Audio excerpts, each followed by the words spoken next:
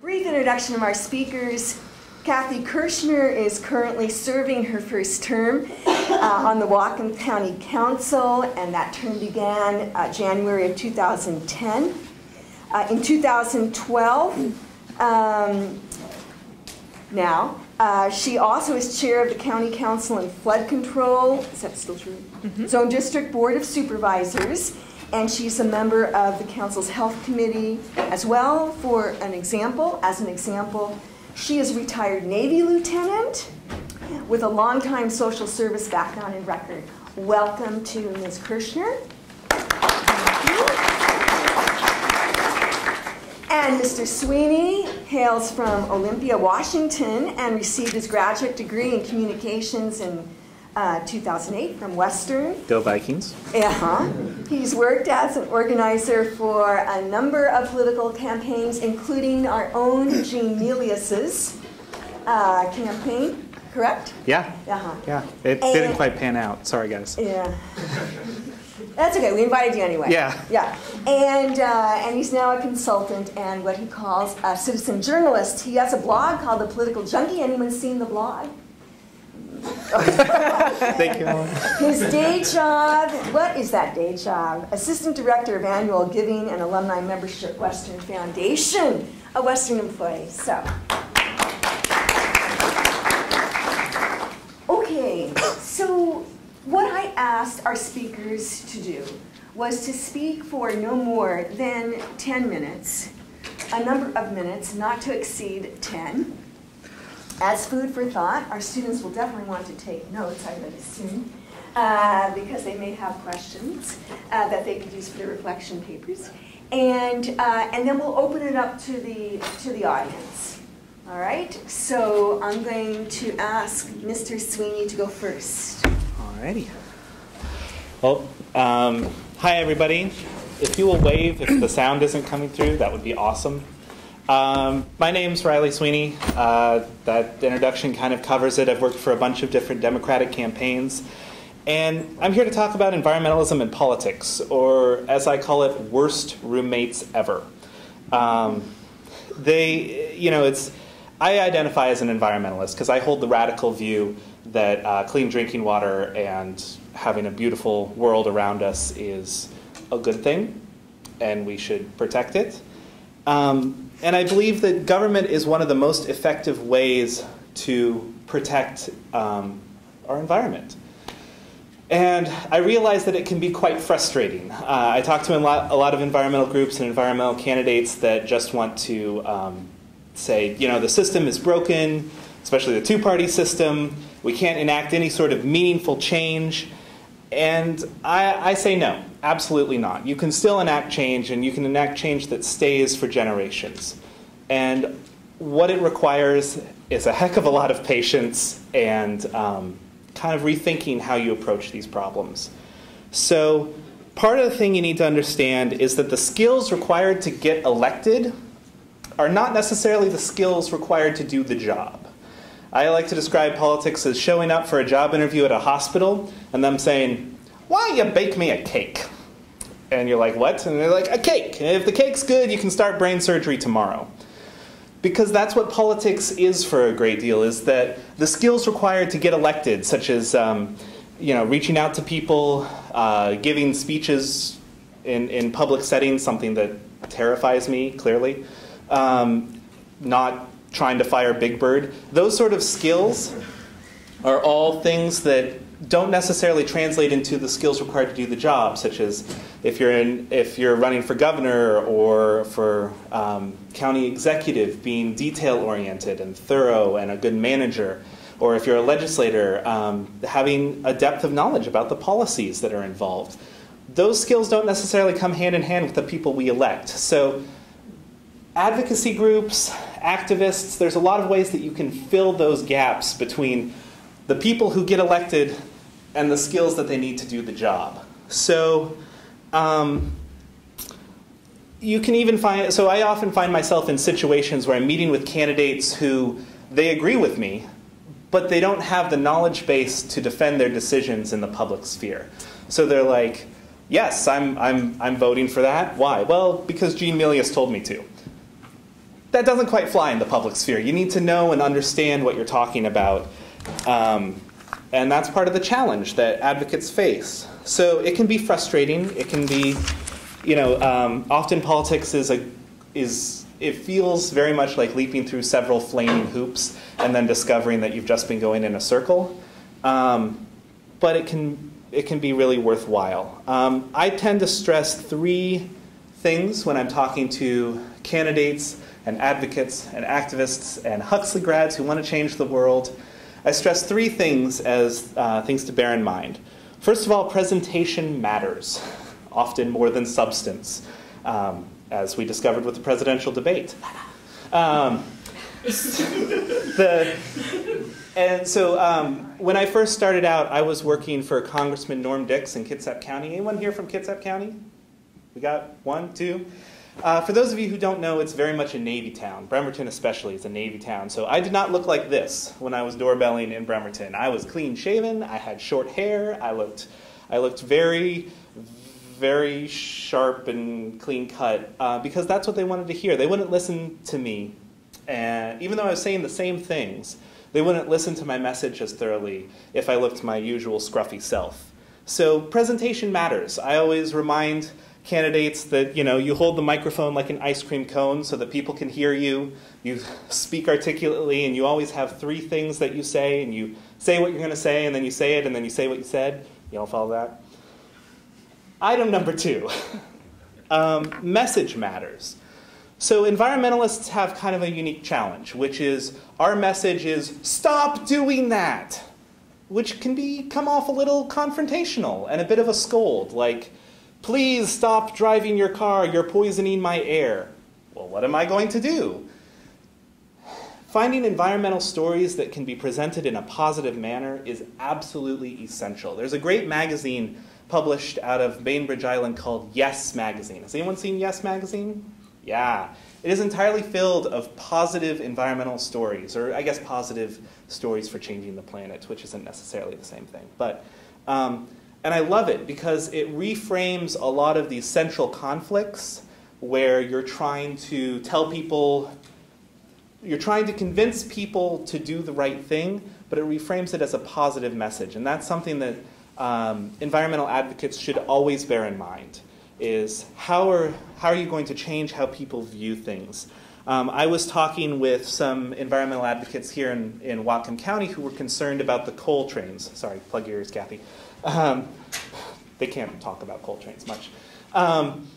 We're talking about coal trains, and the environmental advocates were talking about particulates in the air and coal dust in the air and how that was going to be really difficult and how it was going to get into the water. And they were talking about parts per millions of liters and how that was going to have a poisonous effect. And I said, whoa, whoa, whoa, you said milliliters and my eyes shut off. Because I'm pretty sure everybody in this room has a better understanding of science than I do. Communications major, remember? What if we reframed this and talked about protecting Whatcom County's fisheries? You're still delivering the same message. Poisoned water is bad. But instead you're talking about economics. You're talking about people's jobs. You're talking about their livelihoods.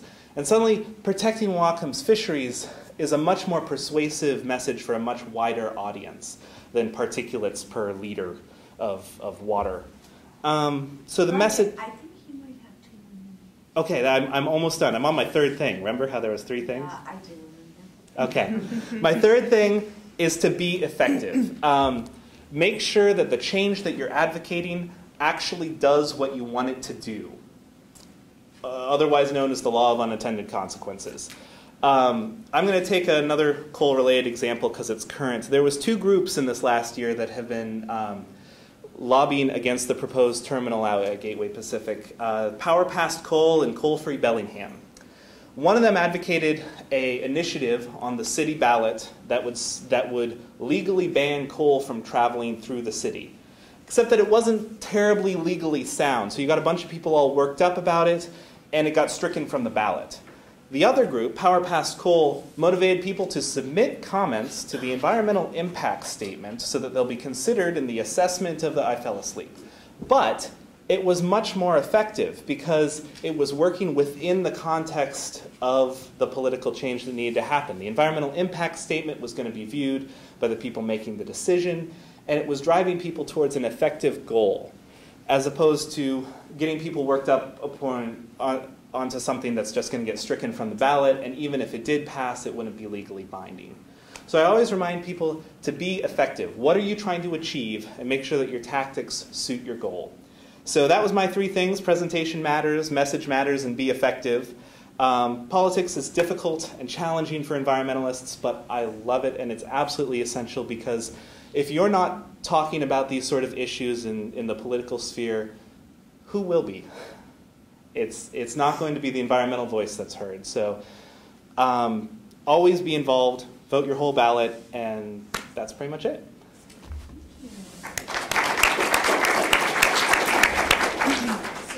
Before you start, one thing that may be interesting is just to let you know what the prompt was that our speakers, our guests, had today. And it was something like, what should we be thinking about in this election year, with elections coming up? What should we be on, what should we be thinking about? And so, for example, with what Riley just said, next logical question would be, so where have candidates with an environmental agenda fallen short, perhaps even this week? And so if anyone came in late, this is $4.99 and $5.99. You can register for credit. You just need to put your name and take the piece of paper, and I can explain what both of those things do on the clip later, on the clipboards they're coming by. All right, our next speaker, Kathy Kershner. Thank you. Well, thank you. I am going to stay seated because I've got my notes here and I can't see them if I stand up, so I hope that's all right with folks. I want to say something, though. I want to first of all tell everybody in this room that I'm going to make a prediction, and I want you to remember October 5th, 2012, especially students that are here earning their degree and looking forward to a bright future. My prediction is that you're going to go far. I think you're going to meet all of your goals, and your dreams are going to come true. You're going to have wildly successful lives, and I can almost guarantee it. And you want to know why I think I can guarantee it? Because anybody that is sitting in a lecture on this beautiful sunny day in Whatcom County on a Friday afternoon at 3:15 knows where their priorities are. Okay, so welcome and thank you for coming. I am Kathy Kershner. I'm that crazy conservative council member that serves as the chair this year. My background is I'm an environmentalist too. I grew up in Montana, Helena, Montana. Surrounded by beautiful mountains, surrounded by beautiful scenery, surrounded by nature. In fact, I grew up thinking that's how everybody lived. You just drove a mile or hiked up Mount Helena on a sunny Saturday and explored and camped and went out to the lake and swam. So I get it. I know what it's about. I joined the Navy so I could see some of the world. I lived in a fairly small city, 30,000 people. When I was 20, I was in Orlando, Florida, completely involved and immersed in cultural diversity, environmental diversity, and I was in the Navy. I stayed in the Navy for 4 years active, and then I continued on as a reservist for another 18 years. So in 2006, I retired as a lieutenant. I was working out at Oak Harbor. I was a briefing, debriefing officer for the P-3 crews that were flying up and down our coast looking for, at one time, Soviet submarines. After the Cold War ended, they were looking for ships that were carrying illegal cargo into our ports. It was very exciting. I take away from the Navy all of the skills that I learned, how to work with people from various backgrounds, how to lead people, how to look at a situation, assess it, and make a decision. While I was in the reserves, I was starting another career in social services. I work with people that have developmental disabilities. They need support in their homes and communities, and that's what I did. I worked my way up the ladder to an administrator, so I was more of a business person in that field. And in 2003, I went ahead and got my own contract with the state of Washington, and I continue that to this day. I'm an investigator and an evaluator for those programs. So I go out, I do assessments, I ask questions, I interview, I observe, I review records, and I decide if a person is getting the services that all of our taxpayer dollars are buying for them. Make sure they're safe. I want to just give you a quick description of county government because that's what we're talking about here. County government in Whatcom County, we're a charter county. We've got 7 council members. I'm one of 7. We have an executive, and then we've got our judicial branch. We don't operate on the commissioner system, which many counties in the state do. So the council's role is to approve all of the ordinances and laws and regulations. That's one of the many things we do, but when we're talking about environmental concerns, I think that's kind of where the focus is today. I want to talk a little bit about the roles and responsibilities that I think good government should have. Good government should be transparent. The proposals and the ideas that come up should have the light of day shown on them from the very beginning. We want these ideas out there so that everyone can see them and comment and be involved in shaping them. We want to make sure that the regulation that we end up passing is clear, understandable, unambiguous, and that the people can understand what it means, because those are the people who have to actually live by these regulations. I think another role of public government to make good government is the public process, and that's all of you. That's everybody. We need to ensure that the public is actively engaged in what the council's doing and what their county government is doing. We try to do that by putting notices in the newspaper, having public meetings. We've got a website that you can go to. You can hear some issues on the radio. You can read the newspaper. Hopefully, if you're directly involved in a regulation that's going to affect you, you get a direct mailing. We have open houses. There's lots of ways to plug in, but it's important that we make sure that the public's actively engaged. We need to continue to improve in this area. And I don't know, maybe there'll be a day when you'll see tweets coming out of the county offices. I don't know. We have a planning commission, and if you haven't heard about that, in the environmental sciences, you're going to want to plug into the planning commission. That's where a lot of things start. That's where all the sausage is made, so to speak. When we're talking about that, we're talking about people coming up and telling them their ideas, and this will work, and that will work, and this won't work, and that won't work. And then we have public hearings. So after we get something that we think is going to work, we have a public hearing, and we hear from all the public that's interested. The third area that I think we need to have for good government is we need to be a solution-oriented government. There's always at least 2 sides to every issue. And it's important that the people that are representing you understand that and understand those issues and those sides. When something comes before us, you want to have representatives that will look at it from the front, from the side, from the back, from the bottom, from the top, from the other side, open the lid, look inside, look at that thing. That's what you need to have for good government. You want the people making the decisions to understand the issue. I want to say that it's really dangerous to make decisions in a vacuum because there is not one single issue that stands on its own. Everything is related, including environmental issues that some of you may hold very dear. The environmental projects that we want to do, that we need to do, depend on mostly public funding. The public funding comes from private sector taxes and fees. The private sector makes that by operating businesses, sometimes on the same land or area or issue where we're trying to put a regulation on it. So what I'm talking about there is balance. We need to have balance. And you do that by having good people who come from a wide variety and have a variety of backgrounds that can put those backgrounds and those skills to work to gather information from you, look at everything, and come up with the best solution. Now I want to talk a little bit about, if I've got a minute, some roles and responsibilities of you, because you guys have roles and responsibilities too. First thing you need to do is you need to vote. So everybody in here who's eligible to vote, you're registered, right? Okay. You got 3 days. If you're not registered, get registered. That's the first step. You've got to be registered.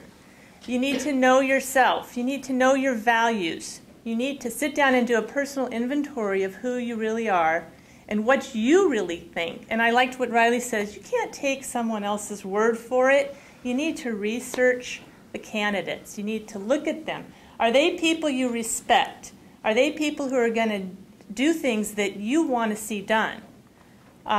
Do your research and know yourself. You know, and also I want to just put a plug in. The media is there to make a buck. They're not there to educate you. So when you look at something on TV, remember that they're trying to sensationalize that story so you'll tune in and watch, and the advertisers will pay money to pay them. So do your research. Make sure you're not just getting it off the, you know, the typical news channels or some of the papers that are looking to sensationalize the issues. You got to really do work. This is work. Second thing you want to do to be a responsible citizen is connect with the people who represent you. Call me up. I have a cell phone. It's published. You know, people think I'm really busy talking to constituents. I don't get very many phone calls. Call me up. I'll talk to you. I'll have coffee with you. I'll tell you what's going on. I'll tell you how to connect to an issue. Write to me. Write me a letter and email. Let me put a word out there about email. Robo-emails are not effective. Riley probably would agree. Yeah. When you want to get your message to somebody, you need to be sincere. You need to be yourself. You need to have an original thought. When someone sends you a canned message and says, put your name on this and send it in to everybody that's elected you or that you've elected, we look at that, and I'll personally tell you, I look at that, I see it's the same message, and I think, well, this person belongs to some kind of group or is on some kind of mailing list, and they generally agree with this position, but they're not helping me much because there's not really any information in here that tells me why they think this. So, last thing I want to tell you is get involved and stay involved. Educate yourselves on the issues. Don't be a one-issue candidate, okay? Constituent. Don't be a one-issue constituent. There's a lot more going on than the one issue that you're passionate about, and you might find out you're passionate about a lot of these issues. And when you talk to us or email us or write us, give us an idea of a solution. What would make this work for you? We're binary. And I tell people that, and they go, what? And I say, we're binary. We vote yes or we vote no. We can't vote, well, maybe if this and blah, blah, blah, or maybe if that and that. So what's put forward to us has to be complete because we're going to say yes to it or no to it. So if there's something you don't like, tell us what it is, help us fix it. Make sure you're remembering that there's lots of sides to issues, and remember we're going to be keeping things in balance. All right. That's it. Thank you. That's great. Thanks. I think what we'd like to do now is just open it up for questions to either Riley or... I knew we did it. We stunned them. Yeah.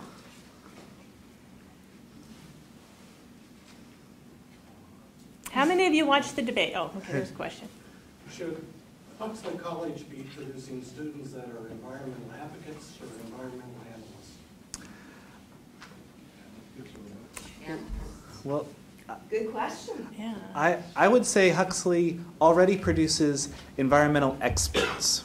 And I think that's the goal you should be attaining for, is looking for people who are thoroughly versed in the issues so that when they're presented with new information, they can weigh it and analyze it appropriately. So I know that a lot of people go into this field because they're passionate about something and they want to be an advocate. And once you discover the science behind it, it's easy to lose some of that passion. I just don't see them as mutually exclusive things. So yes. I would say environmental analysts, environmental experts. When we need to get information, a public servant needs to get information from the expert community. I want to know that I'm getting a true analysis of the issue without an agenda attached. Okay, and so laying out the facts and to the best of the ability of the person I'm asking is what I'm looking for. There are a lot of agendas out there, And a lot of what I do is sort through them and try to figure out, okay, what is the bottom line here? So I would appreciate the analysts. That's what I would say. I'm not a student, but I've got a question because I think it's relevant to politics and the environment. Is, especially here at Huxley, what sort of footprint does the human species get to have in the environmental sphere? I mean, beavers make dams, and they affect the environment, and and all sorts of creatures have an effect. To what extent do people fit within the environmental paradigm, or? Well, I would issue. probably toss that back to our Huxley experts, because, like I said, science not my forte. But I think in terms of a philosophical thing, we've always had an effect on the world around us. I mean, that hasn't changed in the years. It's just the rate and the heftiness of that impact. And I think that we're living here. This is part of our community. I think the key issue to be aware of is, are we kicking the can down the road? So are the actions we're doing today, are they going to cost us millions and millions of dollars in labor and time and health costs down the road in another generation? And I think that being aware and having a little sense of self-preservation and realizing that environmentalism at its core is ensuring that we can all continue to be on this planet. Are you asking her? Yeah, I mean, that's a really good question you had. It seems to me I don't know if that was an answer. I mean, right. I didn't know whether or not people get to have an effect. I'm not sure how that balances. Oh, And okay. I would hope that Huxley would teach folks how to make, how people have a part, human presence is part of the environment as well. We're creatures too. Yeah. But saying that everything that people do is it creates harm. No. We're stewards. I'm saying that it has an effect, not necessarily that it has harm. We live as part of that environmental system. Well, that's what I'm hoping, that we'll be educated about constructive things. That's what we're hoping That's what I'm too looking for. in our And graduates. policy. Yeah. Well said, though. Yeah. Well, that's really, Yeah. constructive. All right, another question. Is that Dan? Just a question. As our county is developing our ecological goals, how are we looking at our economic stability so that we can maintain our environmental sustainability goals? Right? Is that something that we're? That's a very good question. On the county level? Yeah, thank you. Yeah, that's a very good question, and that is the issue. That is, when you boil it down, that is the issue. If you don't have a strong economy, then you're not going to have the funds to do the things that we need and want to do to protect and maintain our environment. An example of that is the county has got a couple of projects around Lake Whatcom. I was just going to mention Were ya? That's awesome. Cool. That filter the storm water. And they do it in a natural process. But what the county council continues to be told by our stormwater director is that the funding for these projects to build them has been put in place and they're built.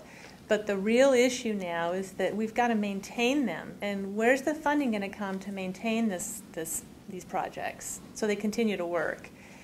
And yeah, it's a good question. Where is the funding going to come from?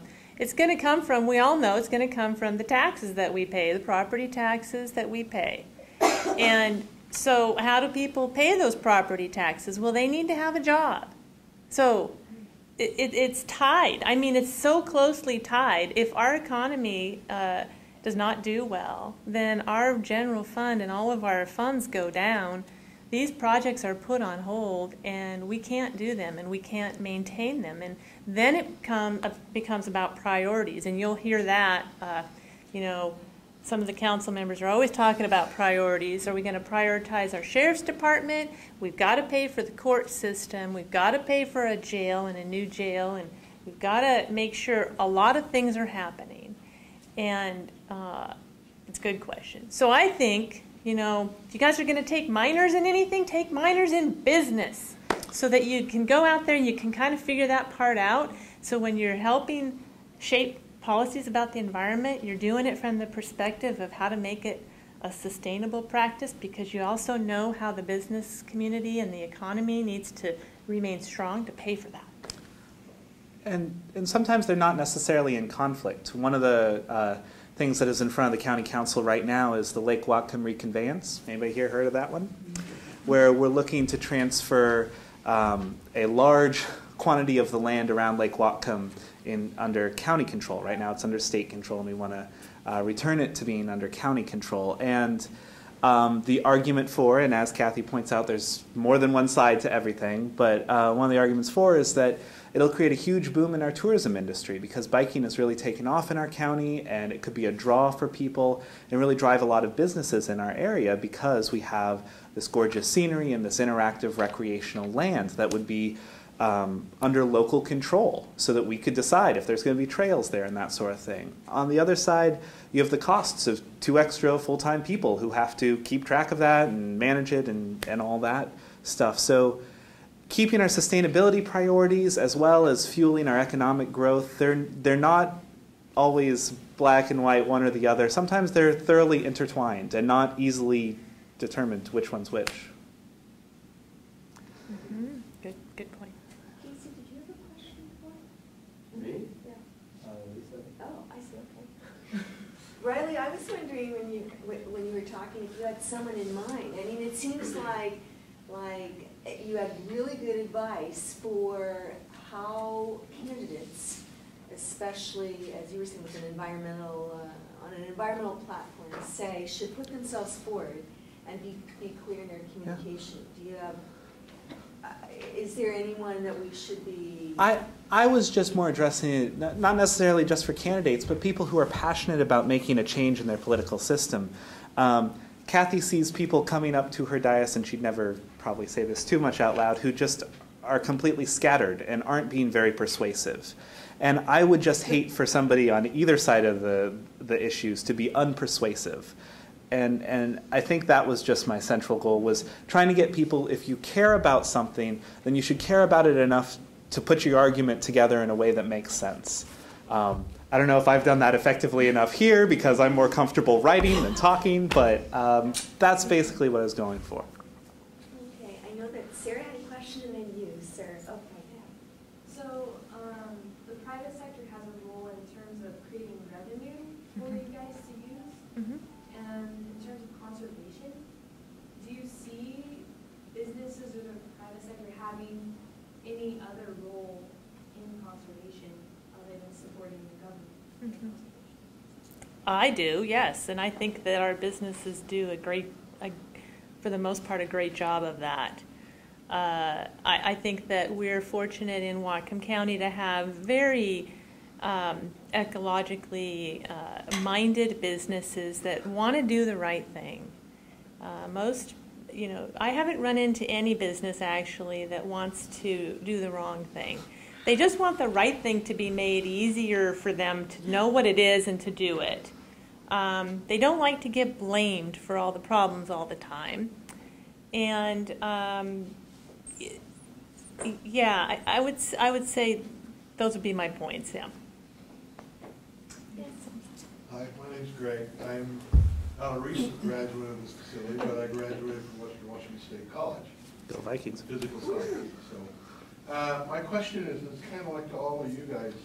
I went to school here, and I had a dream of doing something, and it didn't work out that way, which life often does.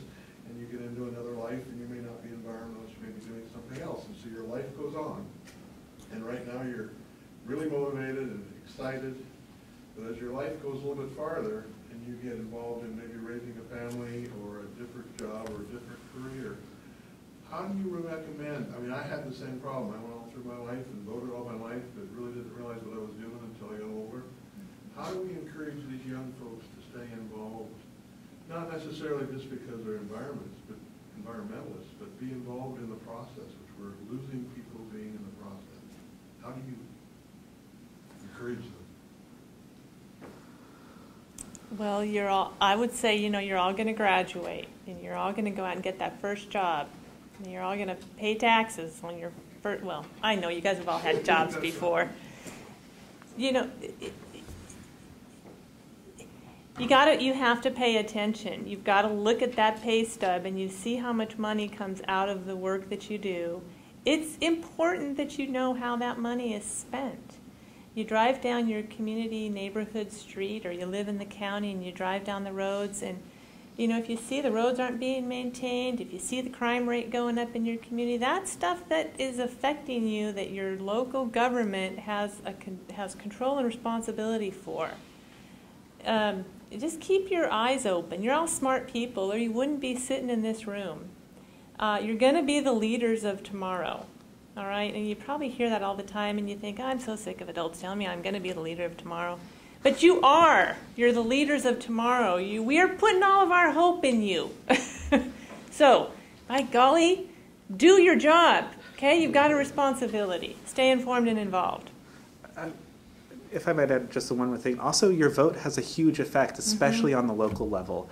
Not to sound petty, but Kathy's race was decided by 200 votes? 308. 308. So if everybody in this room talked to 3 other people, you could have swung that race or ensured her victory. Given me more votes. That's right. That's right. So, I mean, that's the sort of thing, is that when it comes down to the local races, you can really have a huge impact. And, you know, Kathy's making decisions that really affect our community. And so being aware of that and getting involved. I know on the presidential race it's kind of hard because it's like, oh, there's 200 million people, you know, and they're all going to vote, and mine's just a drop in the bucket. But on all sorts of places on your ballot, you can have a really profound effect. Beyond that, oh, yes. This is back to the question about private sector and conservation. I happen to be a county employee, and I know the county, Whatcom County has a program called EnviroStars. I don't know if anybody's heard of that, but if you look on the county webpage, there's an icon specifically for EnviroStars, and it links to information about that program and the businesses that are involved with it. And right now, that program is operated by the health department. And I don't know a whole lot of details, but the health department works with businesses to dispose of toxic materials properly, or change how they use materials so they are, you know, creating less toxic waste.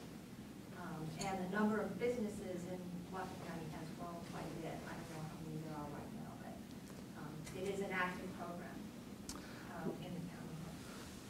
Thank you. Kathy, you mentioned the election. Did you want to say, that was an interesting question you had about how many people did we ask you to saw the debate? Or? Oh, I was just going to start the conversation by asking if people watched the debate, the presidential debate this week. Did anyone watch the debate? Yeah. Okay. Good. That's awesome. Greg and I watched it together. It was actually pretty entertaining. Yeah. Different rooms. Yeah, I actually said I would like to have watched the debate, but there was something else going on in our local government that I went down to watch because I felt that was more important. The League of Women Voters? Yeah. No, that was something else. That was the next day. I was planning in Ferndale. Okay. So, no, the other involvement thing that I would like to point out is that just because, you know, don't get involved just during elections, but keep track of what your elected officials are doing once they're in office. I read a quote one time that said, you can't just, elect them and then let them do their thing. You have to ride them like a rented mule, and that is what you have to do. Well, and let me make a comment on that. I'm just a normal person, guys, okay? I've had some experiences in life, but I don't know everything about everything. There was more I didn't know about what I didn't know than what I didn't know when I started. So, yeah, you gotta help the people that you've elected. Even if you might not have voted for them, they still need your help because they don't know everything. And I believe that every single person has got a nugget of information that could be helpful to an elected official. So don't be afraid. Like I said again, call, email. If you've got a favorite elected official that you have a good relationship with, great. When you're talking about our council, though, there's 7 of us. We all 7 vote. All right, so if you talk to one person, talk to at least 4 people about your idea, preferably all 7 of us, because you need to get a 4 vote to pass anything on the council. So talking to one person isn't enough. And our council right now is pretty ideologically balanced, I would say. We've got 3 Republicans, 3 Democrats, and 1 wild card. So, Barbara. And so you can, it's really, there's a lot of persuasion and compromise that goes on. And it's been something I've been wonderfully delighted about. That's good. I have a question about what is better, because this is my first election that I'm going to vote in, and I don't know if I should vote for the person that I think is going to win or for the person that I support the values of completely. So I was wondering. Always for the values. Okay. I mean, so another hat I wear is I'm the vice chair of the Whatcom Democrats, and we have a motto that's now hanging up in our office called "More and Better Democrats." And so what we go by is that, we really push for the people who are 100% for our values in the primary, and then when that doesn't work, we push for the person who's a better fit than the other guy, because we do have a top 2 system, because I think that's what you're getting at, right? Yeah, I'm just thinking about like some third parties that aren't really Right. On the public as much as the 2 parties, and yeah, I don't really. I mean, you should always vote your heart. Yeah. Unless it's really close, then you should vote. And it depends on who you're voting for, That's right, Riley? right. No, Do your research. yeah, I mean, always, Due diligence, and then vote Yeah. your. always, And you should always be able to say why you vote for who you vote for. yeah. Not just they've got an impressive mustache. Curse you, Pete Kremen. So. Yes. I had kind of a question, I guess, right back to environmental policy director, that both of you, if you could answer, I guess. Do you guys, either of you see in the work that you've done, like consistent roadblocks, I guess, in environmental policy? If you do, what are they? And how do you think you overcome those, I guess? The work that I've done, have I seen consistent roadblocks? Yeah, I guess if you think there are roadblocks, maybe to environmental policy, I mean, from any range of where you think they come? There are roadblocks to every environmental issue that comes to the council. And there are institutional roadblocks, and then there are situational roadblocks. But you're probably talking about those institutional roadblocks. It's like no matter what environmental policy comes forward, we don't want that. Yeah. Well, it's about education. It's about figuring out what the issue is. It's about educating myself about the issue. It's about trying to get down through all the layers of what is really the issue. Why is this always a roadblock? Does it have to do with the fact that it's really not a good idea? Or does it have to do with the fact that we need to look at something that goes along with this to make it a better idea? Is this not the right time for it? And that's an important one. Some issues have timing. You don't want to try to implement a lot of expensive things when your coffers are down and going down, and people are scared and worried and losing their houses and losing their jobs and wondering, what's going to happen. You're going to have a lot more roadblocks to get through in a time like that when you try to implement something that's going to cost money. So yeah, there are. Okay, one follow-up question, and then or Riley, did you want to say? Oh, I was just going to echo some of those same points. I would say for the environmental movement itself, one of the biggest self-inflicted roadblocks is not being effective communicators. That was kind of what I was trying to beat home with a hammer, is that in a lot of cases you guys have a lot of great data on your side, but you bring the data as opposed to the slick little press release. And you always want to be prepared and articulate with what you're talking about. And I'd say that's the biggest self-inflicted stumbling block. There's lots of other timing and money and opposition and other sort of stumbling blocks, but those can be overcome through time and effort. So. Dan, did you have a quick question? Oh, I'm good. You're good? Okay, well, a few announcements before we give one last round of applause to our speakers who gave their time to be with us today. So one of the things I should have done is pass around a list so that the many people who are here who are not students, and certainly not students enrolled in this class, can give me their email address, and we'll be sure that you get announcements and a personal press release from Huxley College inviting you to come to the series. We do have the complete lineup of speakers, and that will be in a press release, which we are preparing now. Those students who enroll will see the complete roster in their syllabus once they open Blackboard, but there'll be a press release that goes out in a couple of days on the complete list. Next week, we have Dean Adams coming, author of 4,000 Hooks, and who is an interesting example of someone who has credentials, undergraduate and graduate degrees in fisheries science, and writes very compelling tales and narratives of his experience on the Alaskan high seas and what that means in terms of fisheries management. And we have copies of the book available in both departmental offices at Huxley College. We will have a guest presenter next week and the following week with our guest speakers because I have all the field trips. But call out to Stephanie Mesa too, who is our graduate assistant, who is helping so much and putting this speaker series together with me and the pizza that she has just brought back from Viking Union. So we are inviting our guests to come, our guest speakers, and people here to have pizza with us in a reception afterwards. So thank you very much.